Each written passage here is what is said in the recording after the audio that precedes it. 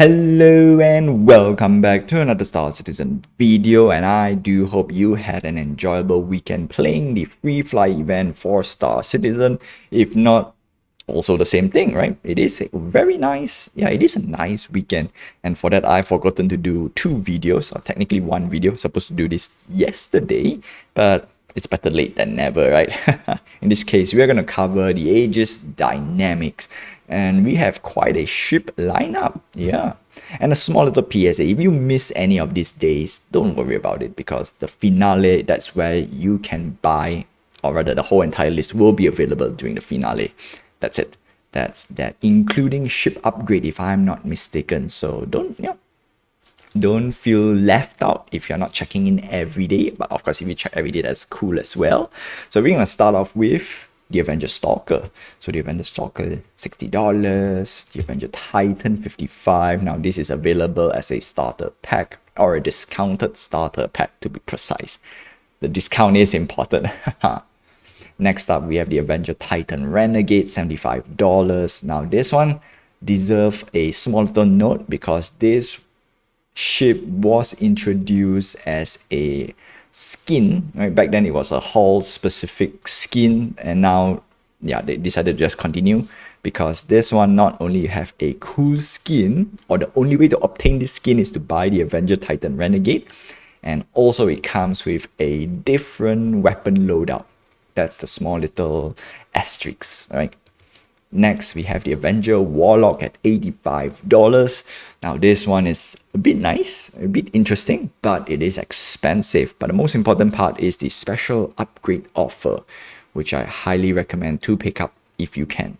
And if you want to upgrade to more expensive ship, actually what you want to do is collect the special upgrade offer as much as you can, and you chain upgrade all the way to the top. Next up, we have the Eclipse, $300. This is a bomber, a stealth bomber. Too expensive. Too expensive for me to consider, because you have better options out there.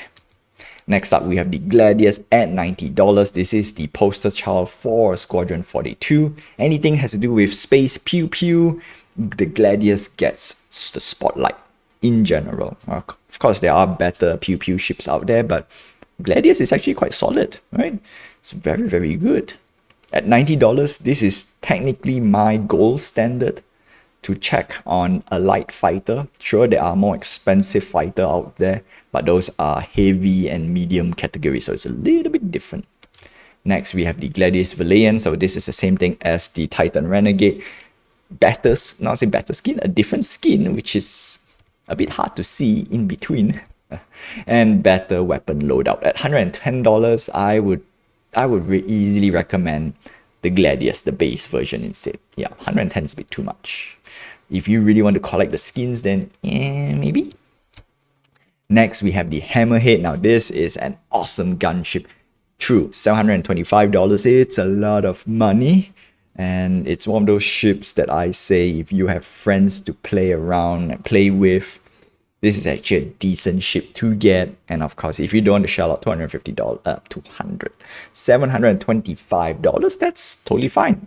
Again, all these ships are purchasable in-game, including the Hammerhead. And now we're going to go to a very interesting ship, the Idris P. And you can see it's 1,005. Now, this is a limited ship sale per se. Yeah, there's only a set amount of ships that will be sold every event or every year. So this is one of those ships. If I want to buy, I don't think I can buy. That's for sure. See our ship details. Yeah, I don't think I can do it. Yeah, no. Nada. Okay, so let's go back. So this is the Idris P. Next, we have the Javelin at $3,000. Wow. Again, these ships are limited. All right, the Idris P and the Javelin, and anything above $1,000, it's mostly a not recommended buy, in my opinion. You can buy more ships at the same time. Yeah, unless you are a big believer for CIG and the things that they put out. $3,000, maybe No. This is for people who have deep pockets and big organization. Personally, if you're a solo pilot out there, horrible value. Yep. Next, we have the Nautilus, again, $725. Now, this is a mine-laying ship. This is actually a quite interesting ship. Do note this is a concept ship at the moment. It's not available to fly, and there's a lot of theory crafting out there. Personally, I want it because my theory crafting is a little bit different and it could be quite interesting. But again, $725, better option out there for a solo pilot. In fact, $725, it's definitely a lot of money for a lot of people out there. So yeah. Next, we have the Redeemer, $325. This is a gunship and technically partially a dropship. But I think they changed it to gunship already. So officially, this is a gunship. This is also a good ship to have if you have friends. But $325, this one, it's a little bit too expensive for my liking.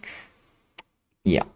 Again, if you have a good group of friends, okay, there is a question. If you have a group of friends, what ship should you buy, right?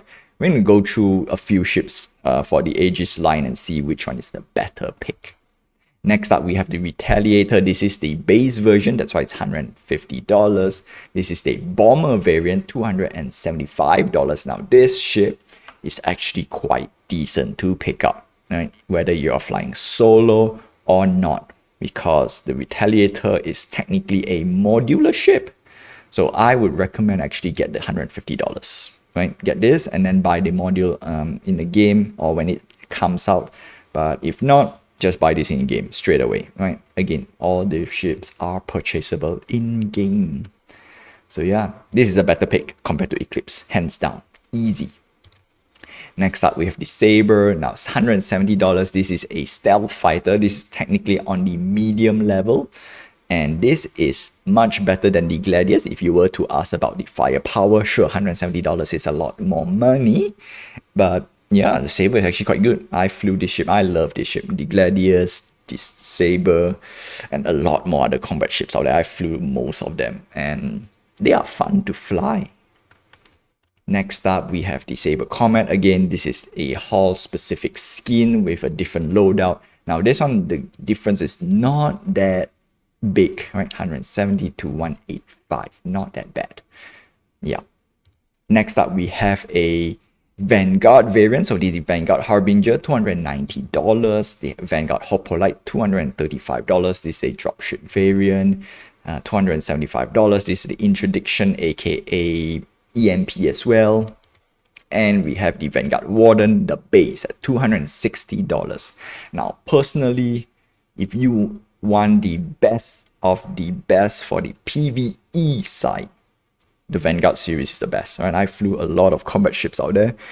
The Vanguard is the best. The main reason is it has all the weapons are pilot control. It has a turret, so if you want to bring a friend, that's great. But the main weapon turret right now you have is a size 5. That is a huge gun, right? That is very, very good. Of course, the Vanguard Warden is the base. I would recommend actually Vanguard Sentinel because the Vanguard Sentinel has an EMP drive in it or EMP weapon on board. So in my opinion, this is the best of the best. The Hoplite is good if you want to do troop transport. $235 is cheap, right? Weapon armaments is about the same. And the only difference is the Hoplite does not have a bait or 2 baits. And that's why I would highly recommend this, right? Any fighter with a bait inside, which means it's a long distance or long range ship. Yep. And I love anything that's long range. Harbinger is a bomber variant, $290. Yeah, I would say this one can skip. Get the Sentinel. Or if not, get the Warden, right? Last but not least, we have the Vulcan. Now, this is a medium repair and refuel. Now, this is the second ship out there that has refueling capability. Sadly, it is not in the game at the moment. So the only ship that can do a proper refueling is the Starfarer. And if you were to compare the Vulcan to the Starfarer is still better because the Starfarer can carry more fuel. And the Vulcan is more of a multi-utility ship because it repairs and it refuels. So yeah, you basically get jack of all trade, best of none. So in my opinion, the Vulcan is a good step up for smaller fleets if you don't want to bring in your Starfarer, or if you don't want to purchase a Starfarer, which is more expensive. And if you want to go for a mobile guerrilla warfare, actually the Vulcan is a better choice. At least the handling is much better than Starfarer in my opinion. But I haven't flew it yet, so I'm gonna put a pin on that. And that's that. That's the lineup for Aegis Dynamics. And if you were to ask me, my recommendation is very simple, right? Obviously, the Avenger Titan gets #1 pick. And on top of that, it's a discounted starter pack. So it's win-win everywhere. If you want to upgrade just a little bit from the Avenger Titan, Avenger Warlock is my pick. Followed by the Gladius. Then after the Gladius, yeah, Hammerhead is a great pick for multi-crew, but $725, you have much better options, which is the Retaliator per se. But still, right now, if it's sheer firepower, nothing beats Hammerhead at the moment. Yeah, there's really nothing can beat the Hammerhead. So that's why it's on a very, it's on a spot that I say it's great, but $700, it's painful to recommend. That's for sure. Nautilus not there yet. Redeemer, unfortunately, if you're gonna go for $225, you might as well just go for the Retaliator, right? Have bombing capabilities and cheaper. Saber is nice to pick up, that's for sure. But if you're gonna pick up the Saber, oh wow, no, the Harbinger is still more expensive. Personally, I will pick the Harbinger. If you want to go more long-term PvE bounty hunting missions, Vanguard Sentinel. You won't regret. You really won't regret. Unless, again, I would put it this way, unless something changed in the bounty. Yeah, no, you know what? So far, I don't see a downside on the Vanguard series at the moment. Again, all these ships are purchasable in-game. So most of my recommendation can be applied both if you want to spend cash or if you want to buy in-game. And that's that. That's all I have for you for today. And don't forget, we have a special upgrade offer for the Avenger Warlock. And that's that. Until then, my friends, fly safe and I'll see you in the verse. Yeah, nobody cares about t-shirts.